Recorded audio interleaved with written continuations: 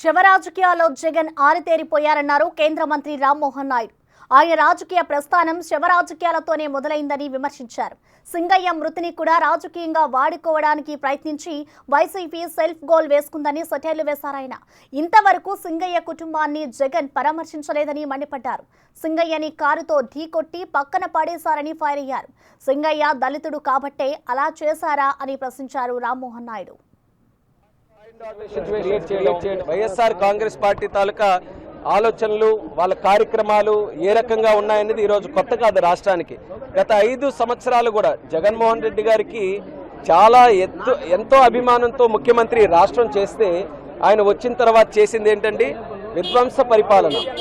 రాష్ట్రాన్ని కుక్కల చింపిన విస్తరిలా చేయడం, ఫైనాన్షియల్ క్రైసిస్లోకి నెట్టేయడం, ఎవరు ఉన్నా భయపెట్టడం, బూతులతో అసెంబ్లీని కూడా భ్రష్టు పట్టించడం, ప్రజాస్వామ్యాన్ని కూనీ చేయడం, ఇవన్నీ ఎన్ని ఉదాహరణలు 5 సంవత్సరాల్లో చూసాం.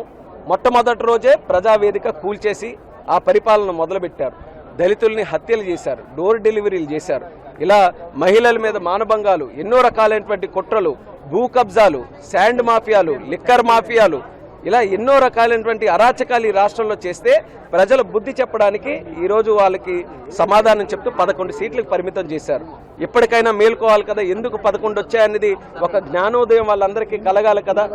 ఇంకా వాళ్ళు ఏమంటున్నారంటే నరికేస్తాం, పొడి చేస్తాం, చంపేస్తాం అని చెప్పి law and order problem create చేయడానికి. ఇది నేనేదో మినిస్టర్గా ఉన్నాను, మీరు మైకులు పెట్టారు కాబట్టి నేను చెప్తున్నట్టు కాదు. నేను చెప్పిన ప్రతి మాటకి వీడియో ఎవిడెన్స్ కూడా ఉంది.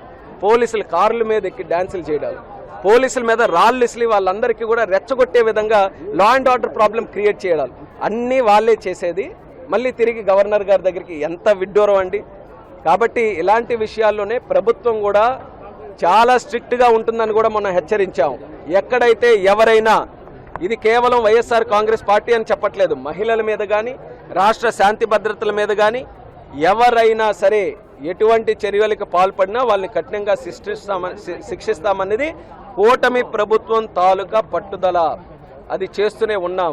కాబట్టి వాళ్ళు ఎన్ని మాయ మాటలు చెప్పినా ప్రజలు ఈరోజు దాన్ని హర్షించే పరిస్థితిలో లేరు.